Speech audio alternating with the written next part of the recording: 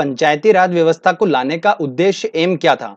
तो देखिए, इसका लाने का एक ही मकसद था कि गांव स्तर को मजबूत और सक्षम बनाना। गांव को सक्षम और मजबूत बनाना। अगर गांव मजबूत बनेंगे तो देश मजबूत बनेगा, देश अमीर बनेगा। तो यही उसका मेन मकसद था। तो गांव सक्षम और मजबूत कब बनेगा? जब वहां की शिक्षा के स्तर में सुधार हो, स्वच्छता में सुधार हो, जल संरक्षण का काम हो, तालाबों का निर्माण हो, कृषि स्तर में सुधार हो। अगर ये सब चीजों में अगर वहां पर ध्यान दिया जाएगा तो एक सक्षम, एक मजबूत गांव डेवलप होगा। और अगर एक गांव अगर मजबूत होगा तो देश मजबूत होगा। ओके, तो पंचायती राज व्यवस्था को लाने का मकसद यही था। अब देखिए, पंचायती राज आपको वर्ड दिख रहा होगा, इस वर्ड का मतलब समझिए। पंचायती राज का मतलब ये होता है ग्रामीण स्थानीय स्वशासन पद्धति, मतलब रूरल सेल्फ गवर्निंग सिस्टम। कहने का मतलब ये है कि जो स्थानीय लोग हैं उस गांव के, क्योंकि उन्हीं को पता है कि उस गांव में क्या क्या समस्याएं, क्या क्या प्रॉब्लम्स हैं, तो उन लोगों के हाथों में पावर देना, स्वशासन पद्धति, कि वो अपनी प्रॉब्लम को सॉल्व कर सके अच्छे से, उनके हाथों में इतनी पावर दे दो। Self governing system, clear? देखिए, गांवों की बेसिक नीड को पूरा करना और जमीनी स्तर पर लोकतंत्र का निर्माण करना, यही उसका मुख्य उद्देश्य।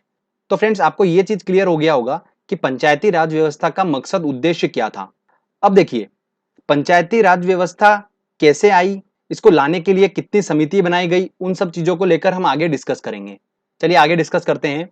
भारत के प्राचीन काल, मध्यकाल और आधुनिक काल में पंचायती राज के अवशेष देखने को मिलते हैं। ऐसा नहीं है कि आधुनिक काल में ही ऐसा पंचायती राज व्यवस्था को देखा गया, प्राचीन काल और मध्यकाल में भी ये व्यवस्था चलती आ रही है।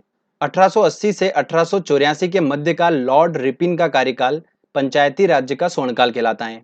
जब भारत स्वतंत्र हुआ, स्वतंत्रता प्राप्ति के बाद भारतीय संविधान में भाग 4 के नीति निर्देशक तत्व, ठीक है, ध्यान रखिएगा, काफी इंपॉर्टेंट है, नीति निर्देशक तत्व के अनुच्छेद 40 में ग्राम पंचायत के गठन और शक्ति प्रदान करने की बात कही है।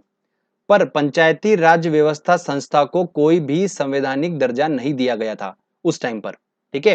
फिर बाद में अमेंडमेंट हुआ और मतलब संशोधन हुआ, और उसके बाद में फिर ये पंचायती राज व्यवस्था को शामिल किया गया संविधान में। तो किस तरीके की उसकी प्रोसेस रही, हम वो डिस्कस करेंगे।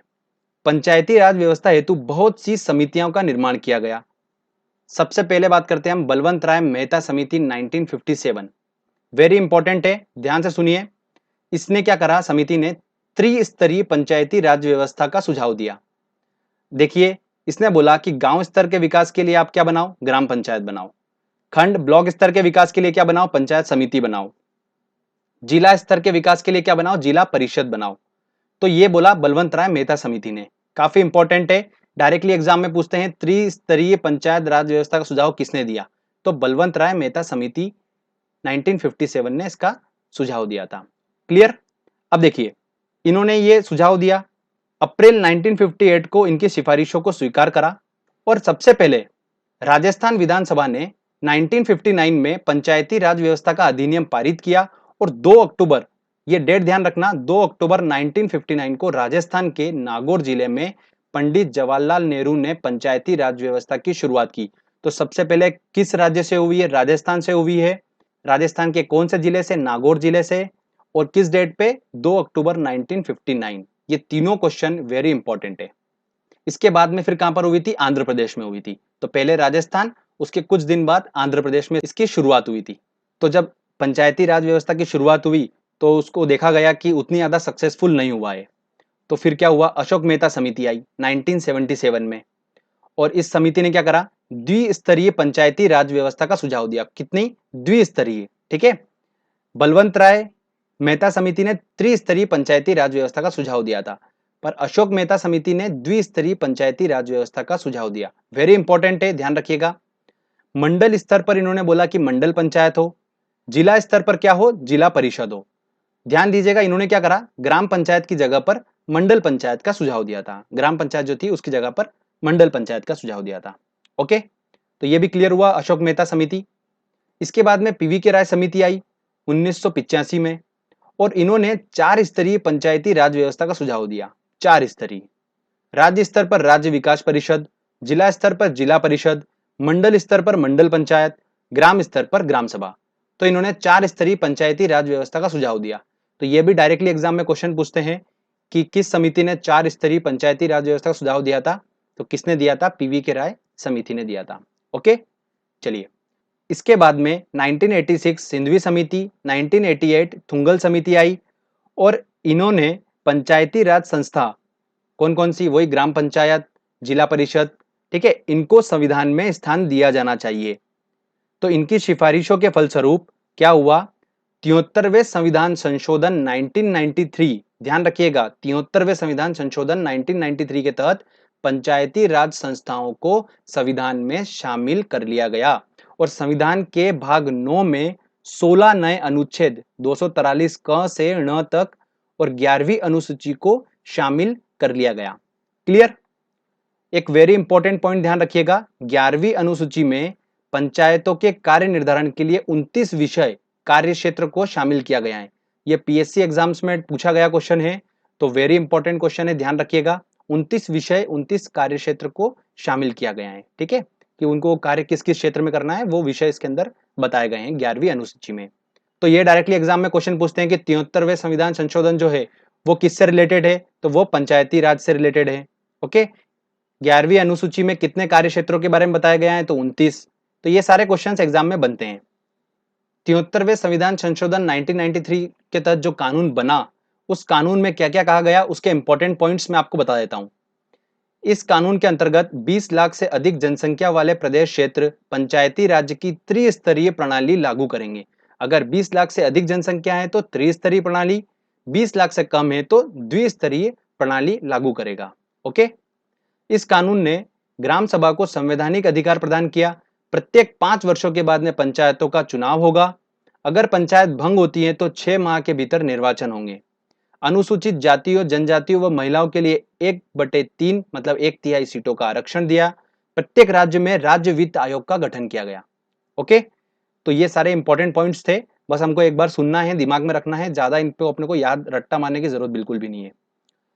कुछ पॉइंट्स और इंपॉर्टेंट है, देख लीजिए। ग्रामीण विकास मंत्री, रूरल डेवलपमेंट मिनिस्टर जो होता है वही पंचायती राज्य के विभिन्न अंगों की निगरानी करते हैं। ओके, देखिए अगला पॉइंट काफी इंपॉर्टेंट है। ग्राम पंचायतों का निर्वाचन करना राज्य सरकार पर निर्भर करता है। किस पर निर्भर करता है? राज्य सरकार पर। ओके, अगला देखिए, खंड स्तर पर पंचायत समिति एक प्रशासनिक प्राधिकरण है। क्या है? प्रशासनिक प्राधिकरण है। ठीक है, 2-3 बार एग्जाम में पूछा गया ये वाला। तो फ्रेंड्स यहाँ पर हमारा ये थ्योरी सेक्शन कंप्लीट हुआ है। चलिए अब हम टेस्ट लगाते हैं और देखते हैं कि हम कितने क्वेश्चन सोल्व कर पा रहे हैं। सारे इंपॉर्टेंट क्वेश्चंस उसमें इंक्लूड करें टेस्ट में, जो लास्ट ईयर एग्जाम में पूछे गए हैं वो सारे क्वेश्चंस उस टेस्ट में लिए हैं मैंने। तो चलिए टेस्ट लगाते हैं। देखिए दोस्तों, पहला क्वेश्चन है, भारतीय संविधान के किस संशोधन अधिनियम द्वारा पंचायती राज व्यवस्था को संवैधानिक दर्जा दिया गया? तो कौन सा संविधान संशोधन के द्वारा दिया गया? 73वें संविधान संशोधन के द्वारा दिया गया। तो डी आंसर सही है। त्रिस्तरीय पंचायती राज तंत्र में शामिल है। क्या शामिल है? ग्राम पंचायत, पंचायत समिति और जिला परिषद। तो आंसर सी। भारत में सही मायने में स्थानीय स्वशासन का जनक किसे कहा जाता है? लॉर्ड रिपिन को कहा जाता है। B answer. नेक्स्ट देखते हैं। देखिए, पंचायती राज प्रणाली में ग्राम पंचायत का गठन होता है। ग्राम पंचायत का गठन कहां पर होता है? ग्राम स्तर पर होता है। तो आंसर क्या होगा? ए। यदि पंचायत भंग होती है तो किस अवधि के अंदर निर्वाचन होंगे? 6 माह के अंदर निर्वाचन होंगे। खंड स्तर मतलब ब्लॉक लेवल पर पंचायत समिति एक है। क्या है? प्रशासनिक प्राधिकरण है। देखिए अगला क्वेश्चन, अशोक मेहता समिति ने पंचायती राज व्यवस्था के अंतर्गत कितने स्तरीय ढांचे के स्थापना की सलाह दी थी? तो कितने स्तरीय की दी थी उसने? 2 स्तरीय पंचायती राज व्यवस्था के बारे में सलाह दी थी। तो आंसर क्या होगा? ए आंसर होगा। पंचायत के चुनाव कराने हेतु निर्णय किसके द्वारा लिया जाता है? तो राज्य सरकार के द्वारा।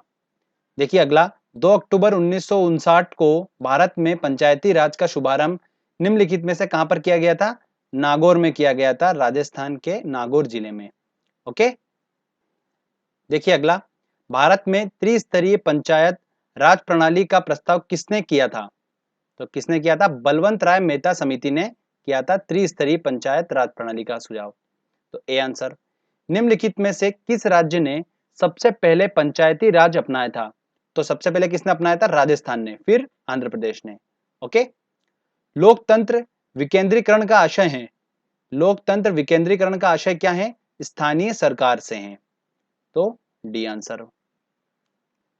देखिए, निम्न में कौन पंचायती राज्य से संबंधित हैं? तो कौन संबंधित हैं? बलवंत राय मेहता समिति संबंधित हैं। पंचायती राज प्रणाली सबसे पहले किन दो राज्यों से लागू की गई थी? तो आंध्र प्रदेश और राजस्थान। A answer. 4 स्तरीय पंचायती राज्य प्रणाली का सुझाव किसने दिया था? तो बलवंत राय मेहता ने तो त्रिस्तरीय दिया था